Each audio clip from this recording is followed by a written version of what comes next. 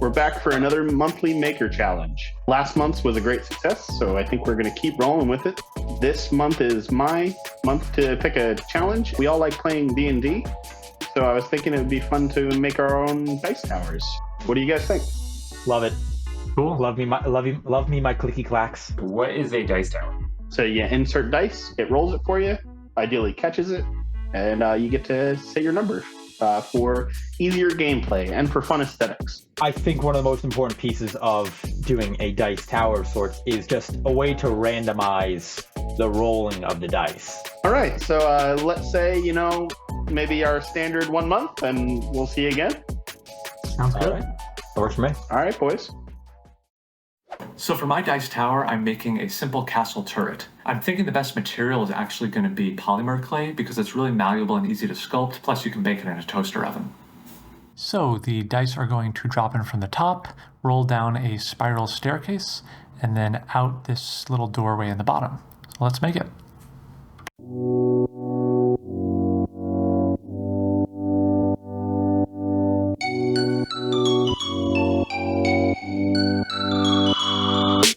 So the first thing I'm going to be doing is making the spiral staircase. So here's the base. I'm using a wire in the center to keep everything straight and structural.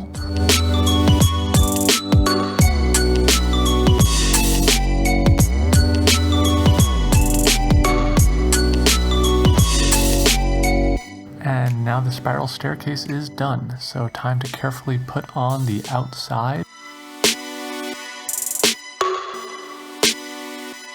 And now that the walls are on, we need to add some stones.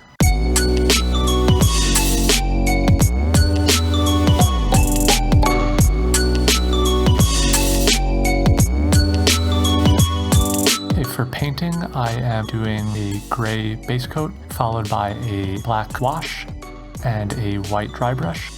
And lastly, I'll sprinkle a little moss foliage. I was thinking the tower was looking a little bare, so I decided to add a little dragon on the outside.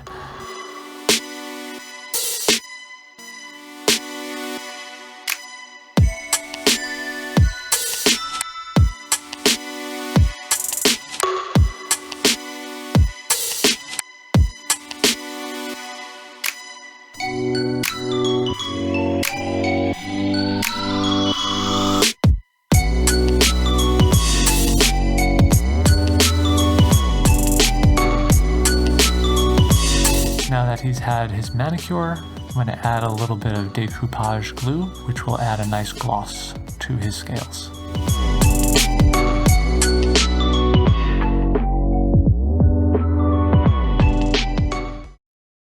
Okay, so I'm actually home in New York, so I don't have access to my tools. So I went out and I bought a nice cheap set of carving knives from Michael's, and then actually this is Christmas time when we're back around. A buddy of mine, coincidentally for Secret Santa, gave me a nice whittling kit. So that should be about all we need, and it's a piece of wood. And we're gonna make this dice tower. This is my first time carving anything like that, so we're just gonna shape it and do what feels right. All right, let's get started.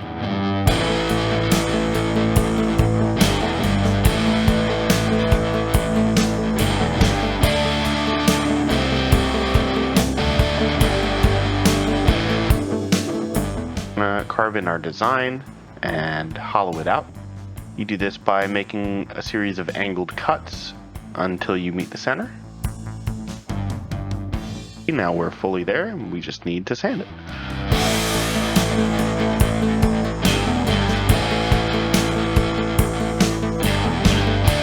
I figured out a long thin piece of sandpaper is the best way to do this. Now we're going to make the base.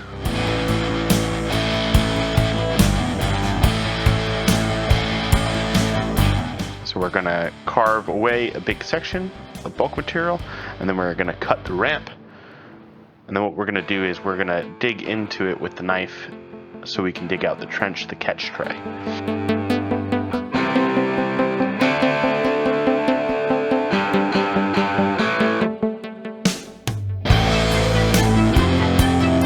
Now here we're going to paint and seal the wood. I'm going to do a couple more layers of this and then put on the final coat of paint, and it's ready to use. I think I'm going to do some 3D printing. I get reminded of Dave and Buster's with the coin dropping games where you're trying to push off as much coins as possible and it bounces around. So I think I'm going to design something like that. Let's boot up Fusion 360 and see how it goes.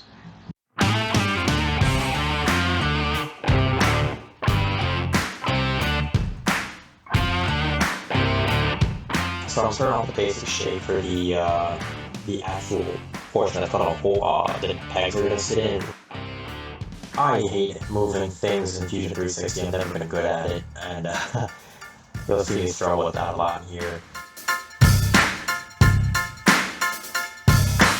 Got my 2 half moons on the sides to make sure that they don't just fall down the sides, they actually have to bounce around. And now I'm kind of hoping the bottom and top portions for the dice go in, dice come out. Now I'm sketching out these little ramps so that when I drop dice in, they have to hit the ramp and kind of bounce towards the center.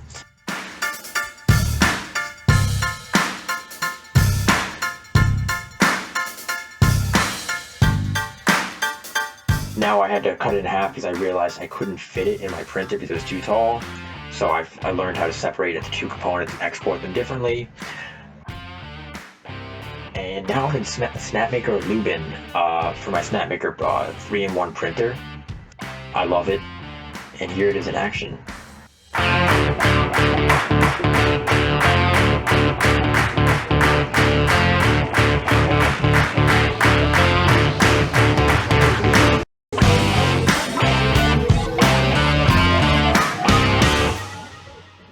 So I'll be working about 80 hours a week this month. So the name of the game is bang for the buck. I'm gonna try and get a functional product with the minimum amount of effort and minimum amount of time. I think I'm embodying arts and crafts for this project.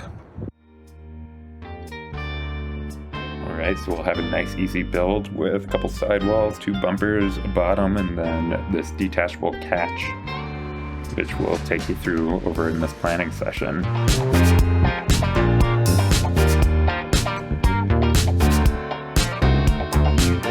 So the front wall will just be slightly shorter, that way we'll have some space for the actual dice to come through. At the bottom, and then this nice little dice catch, which will be this separate piece, can press fit either to the bottom of the actual tower or to the front of the tower. That way we can store dice in there as well.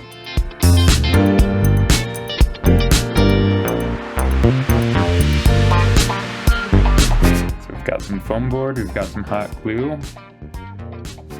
So we're just putting the bumpers together on the sidewalls, and then we'll actually create the sidewalls as one cohesive piece.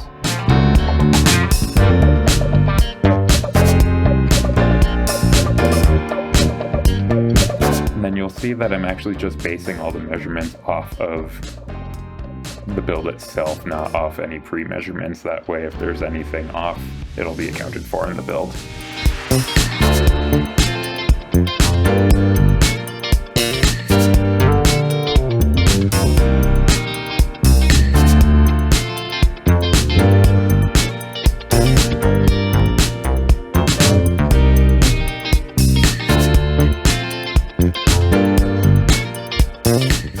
Into some trouble during the spray painting process, but nothing that some spackle and some more spray paint couldn't fix.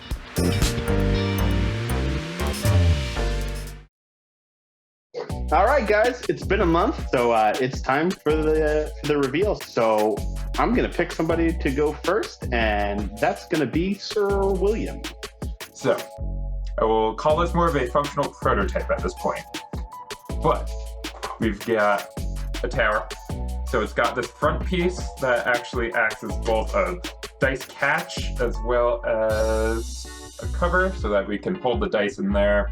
It is all going to be this nice gold color shortly, but I did not have time to actually let all the paint dry because I was procrastinating, as we do. Dice go in, dice go in. Success. So what did you use to like bounce it around inside that the tower piece? So very classic 2-tier dice tower. This? Exactly. Gotcha. So this is actually just foam board I didn't realize that the actual material is not completely waterproof, so it kind of fucked it up a little bit, but I only did the accessory portion. I like the detachable cover. Yes. That's very nice. All right. Popcorn to Hunter. Alrighty. I'm not super adept at doing CAD and things like that, so I kind of wanted to. I want to get better at it, and that's kind of part of this channel. So I forced myself to really do everything in CAD and just 3D print this. So I did a dice tower. Can't really see inside.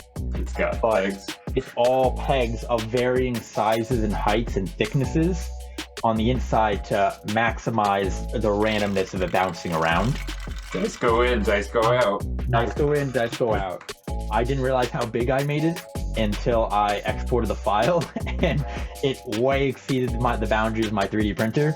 So I had to learn how to like slice it through, completely separate things, and then export them separately. So I'm happy to have learned that because that's something I haven't figured out in the past. I think it's awesome that you use this project as a way of learning a skill that you're not super comfortable with. Great job. Yeah, the way I printed it, the pegs on the inside needed to be supported. Those I did have to go in with a pair of very long pliers. Needle nose?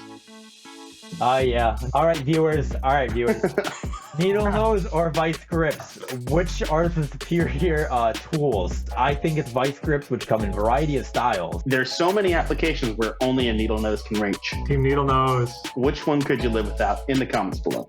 All right, why don't you popcorn someone, Hunter? All right, popcorn Jeff.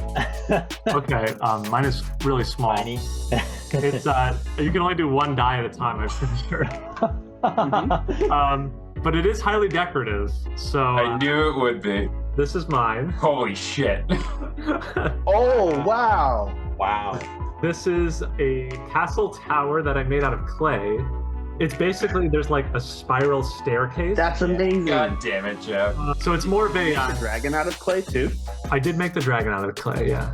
Oh, And wow. I applied a Mod Podge to it, a gloss Mod Podge, so it has a bit of a shine. And then I also had some foliage, so I had like some vines growing up the sides of it. Baked it in the toaster oven. And Throw it back. I was going to ask, do you have a kiln or something? no, you put it in the toaster oven for like 20 minutes, and it hardens up, and then you can paint it, which is what I did. That is awesome. That's amazing. So I'm very excited to see what Mikey has made. I was back home visiting family in New York, so I also did everything by hand. So this is my dice tower. Whoa, Oh, nice. that's awesome. You So carved it that was by done. hand? Yeah, so I did all the carving by hand. The only power tools I used was I cleared this space out up here with the Dremel and a cutoff wheel that my mom had, and then I used a power drill to drill a hole through the center. Other than that, it was all by whittling knives and very cheap Michael's carving set. Takes a long time, but you can, with a little patience, can carve something really neat. Dice go in, dice go out. I painted it black at first, and it looked really, really bad. So then I went with the copper color after that. Nice. The copper color is awesome. Yeah, it came out a lot better than I expected. And whittling is a very cool and fun hobby. So there's often nights where I can't make too much noise because I have neighbors and I'm not a jerk. So I think I will be whittling on the couch when I'm feeling restless. So that was the monthly maker challenge. Maybe in the comments below, if you have an idea for a good challenge, let us know. We'll add it to the list. So I think as our sign off this time, everybody, let's roll a die. Did you miss, Jeff? I think I missed.